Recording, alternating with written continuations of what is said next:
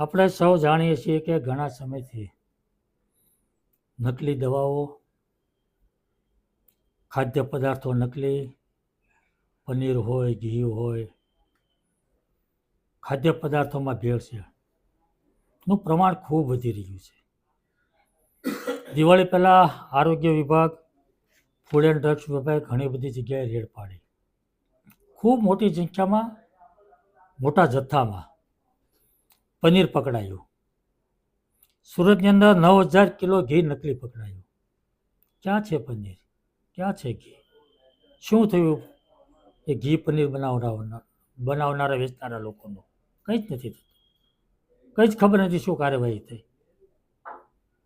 2-5 case થાય, 2-5 હજાર 25,000 દંડ થાય, છૂટી જાય, ફરીવાર પાછો ધંધો શરૂ થાય. 2 ફાર્મ બન્યા છે. ભેળસેળ કરનારા, નકલી બનાવનારા લોકો, માફિયાઓ કોઈ ડર વગર, ભય વગર 2 ફાર્મ પણ આ ધંધો કરી રહ્યા છે. તો એને અટકાવો કેવી રીતે? મિટિંગો કરવાથી, નિવેદનોબાજી કરવાથી, કોઈ આદેશો કરવાથી આ વસ્તુ શક્ય નથી. આને રોકવા અને બંધ કરવા હોય તો કડક કાયદો બનાવવો પડે. અને કડક કાયદો બન્યા પછી એનું કડક અમલવારી કરવી પડે, એનું પાલન કરાવવું પડે. અને એટલા માટે આ અગાઉ પણ મેં મુખ્યમંત્રીને પણ આ વાત કરી છે. જે તે સમયે ઋષિકેશભાઈ પટેલ આરોગ્ય મંત્રી હતા, એમને પણ પત્ર લખ્યો છે.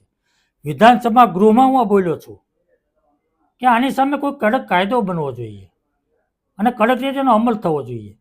એનો કંઈ પરિણામ નથી મળ્યું, કાયદો નથી બન્યો. એટલા માટે ફરીવાર મેં આરોગ્ય મંત્રીને પત્ર લખ્યો છે કે આવા માફિયાઓને રોકવા હોય. લોકોના જીવન સાથે છેડા કરે છે. કોઈ એક વ્યક્તિની હત્યા થાય તો એ હત્યા કરનાર આરોપીને આજીવન કેદ થાય, એને ફાંસીની સજા થાય. આ લાખો લોકોના જીવન સાથે છેડા થઈ રહ્યા છે, આરોગ્ય સાથે છેડા થઈ રહ્યા છે.